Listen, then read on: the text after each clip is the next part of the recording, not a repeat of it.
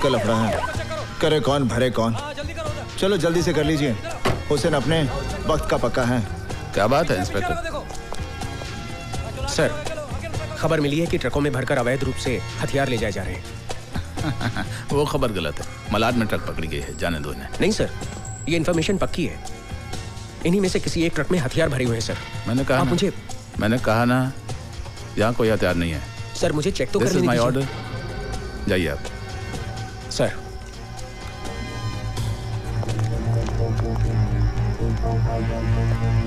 जाइए आप। सलाम सर। जाइए। कुछ तो गड़बड़ है।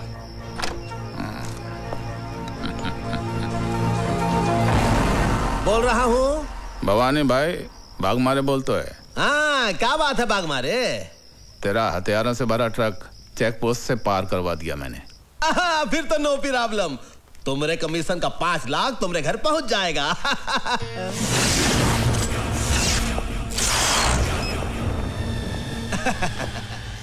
बोलो।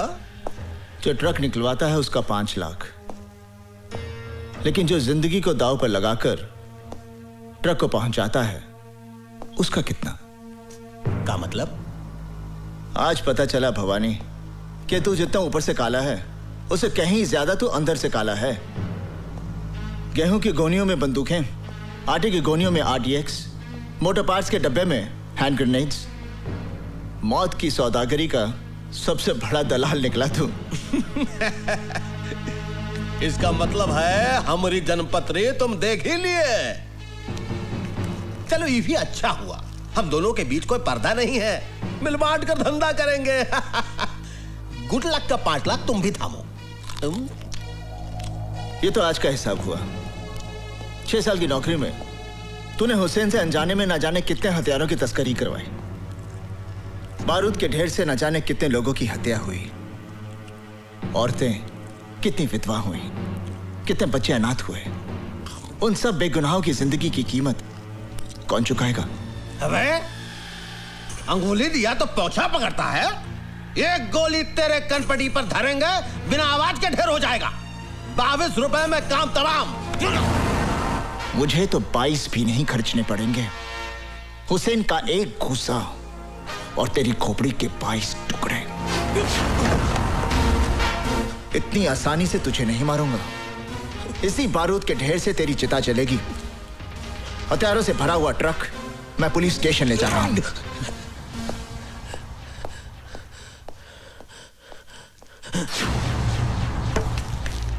भगवारे, हमारी बात सुन ध्यान से। चल,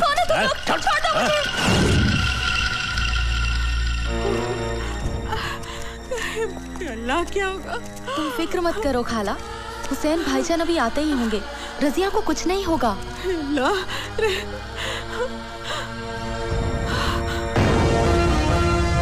हुसैन! अमीजान, अमीजान, क्या हुआ अमीजान? हाँ, आप रो क्यों रही हैं? क्या बात क्या है? बेटे तेरी बहन को गुंडे उठाकर ले गए। गुंडे?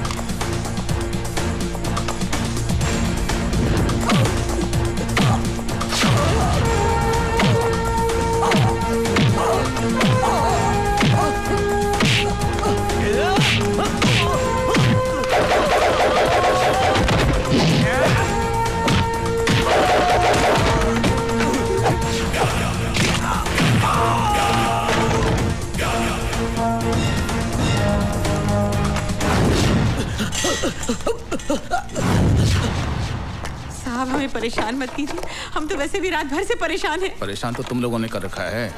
नहीं साहब, आपको गलतफहमी हो गई है। हम तो ईमानदारी और सच्चाई की जिंदगी जीने वाले गरीब लोग हैं साहब। बकवास बंद कर, हमें अपना काम करने दो। साहब ये देखिए AK-47 मिली है। क्या है? क्या है? अल्लाह जानता है, हमें कुछ नहीं मालूम। कुछ नहीं मालूम? ईमानदारी और खुददारी की जिंदगी जीते हो। सच्चाई ये है कि तुम लोग गैर कानूनी हथियारों की तस्करी करते हो। नहीं, हम पर ऐसा इल्जाम मत लगाइए। इल्जाम नहीं, सच्चाई है ये। तुम लोग अपने मतलब के लिए अपना ईमान बेचते हो, अपना वतन बेचते हो। नहीं। अपनी जुबान को लगाम दो साहब। मैं समझ गया आप लोगों की साजिश को। जिन हथियारों को मैं भवानी प्रसाद की मौत बनाना चाहता था, उन्हीं हथियारों की ढाल बनाकर आप मुझे फंसाना चाहते हैं। ये सब क्या है बेटा? ये क्या बताएगा, मैं बताता हूँ। तेरा बेटा देश का दुश्मन है।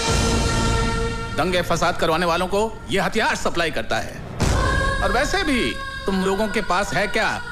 या तो AK-47 है या इस देश के लिए नफरत है। ASP, ये नफरत तुम जैसे बेईमानों ने अपने स्वाद के लिए पैदा की है। हर इंसान पहले हिंदुस्तानी है, फिर बाद में मुसलमान या हिंदू। इस देश की आजादी के लिए जितना खून हिंदुओं ने बहाया है, उतना ही खून मुसलमानों ने बहाया है। अरे बंद कर ये हिंदू और मुसलमान के नाम पर देश को बांटने का खेल। क्योंकि जिस दिन इस जनता को ये खेल समझ में आ गया ना, उस दिन तुम्हें अपना सर छुपाने के लिए ये जमीन भी कम पड़ेगी। अगर अब भी तुम एक सच्चे हिंदुस्तानी हो तो जाकर अरेस्ट करो उस भवानी को जिसके तुम दलाल हो।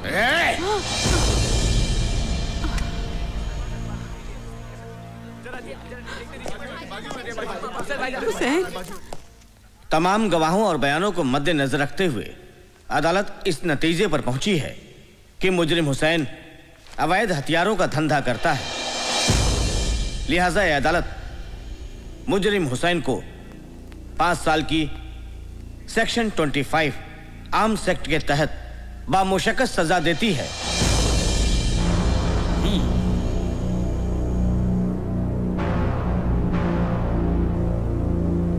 Now the court is adjourned.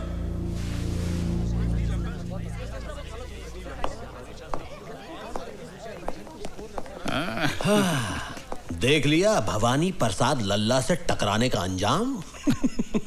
अपनी बर्बादी का बीज तूने बोया है, फसल मैं काटूंगा। जेल से छूटते ही तेरा नाम और निशान मिटा दूंगा। खुदा हाफिज।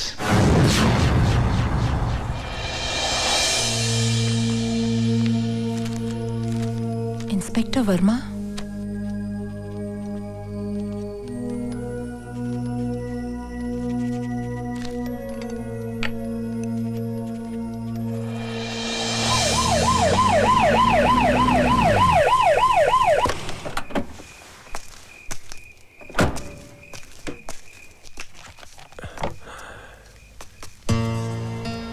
जी कहिए। मैं CBI ऑफिसर नीतू सिंह। आइए आइए, बैठिए बैठिए। आपको गोली लगी इस बात का बहुत अफसोस हुआ।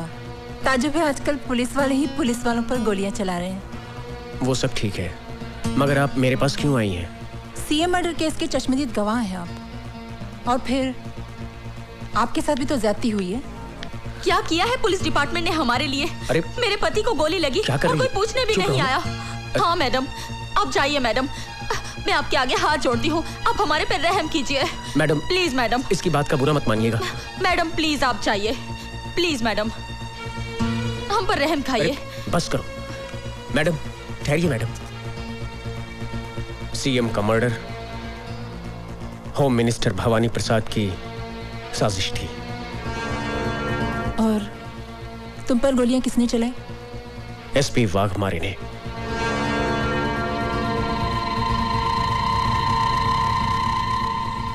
Thank you very much.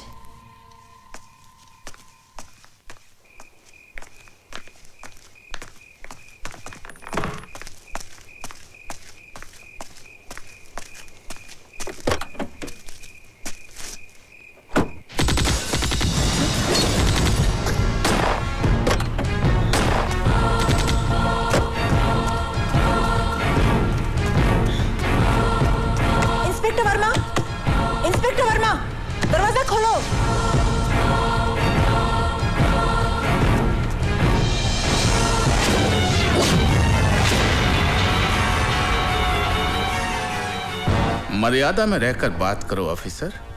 हमारी पोजीशन भी तुमसे कम नहीं है। आपकी पोजीशन का ख्याल करके ही मैं आपसे अदब से बात कर रही हूँ, वरना। बैठिए बैठिए, बैठ जाइए, घबराइए नहीं, बैठ जाइए। तरस आता है आप पर। हर सबूत है मेरे पास आपकी गिरफ्तारी का, वाघमारे साहब।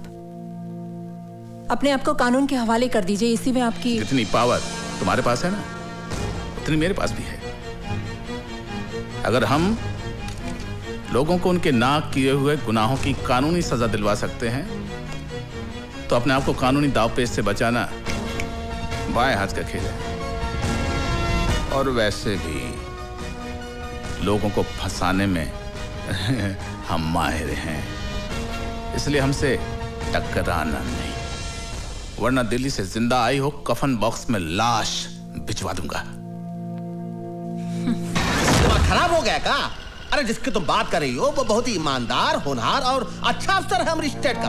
वो काहे मारेगा इंस्पेक्टर को भाई? क्योंकि inspector Verma CM murder case का चश्मदीद गवाह था। ठीक है, कोई इंस्पेक्टर मर गया, उसका कत्ल हो गया, उसको किसी ने मार दिया, लेकिन जरूरी थोड़े ही है कि वाघमारे ने ही उसे मारा। सर, सारी वारदात मेरी आंखों के सामने हुई है, कोई और उसे क्यों मारेगा? ए मैडम, EBPL भवानी प्रसाद लल्ला का स्टेट है, कोई तुम्हारा दिल्ली नहीं।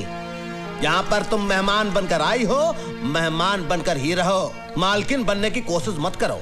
और एक बात सुन लो, ये जो तुम ख्वाब देख रही हो ना कि तुम्हारे कंधों पर और तमगे लगाओगी, वो भूल जाओ, वरना जो तमगे लगे हुए हैं वो भी उतर जाएंगे और तुम्हारी वर्दी को तुम्हारा कफन बनाकर तुम्हें शमशान पहुंचा दूंगा हम। और नीतू सिंह जब कोई मिशन पर निकलती है तो कफन अपने साथ लेकर चलती है, या तो दुश्मन को पहना देती है या खुद पहनकर देश पर शहीद हो जाती है। चीफ मिनिस्टर का खून आपकी साजिश थी, क्योंकि आप सीएम बनना चाहते थे। ए सटअप, खामोश, बहुत बोल ली तू। अब मेरी बात सुन, तेरे उस स्वर्गीय सीएम को किसने मरवाया? हमने, भवानी प्रसाद लल्ला ने मरवाया। अब कर ले जो तू करना चाहती है, लेकिन एक बात याद रख, अपनी अम्मा को जरूर बता दियो, जो पहले ही अपने देशभक्त पति को खो चुकी है, कि बहुत जल्द वो अपनी इस औलाद से भी हाथ धोने वाली है। Now get out. I will get out, but I will also get you hanged for this. Challenge. Challenge. Challenge.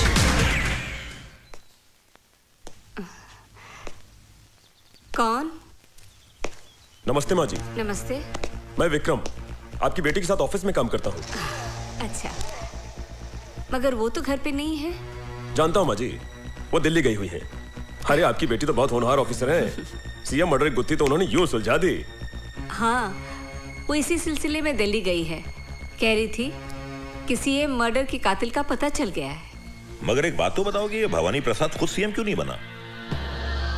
इसमें भी उसकी चालाकी है सर।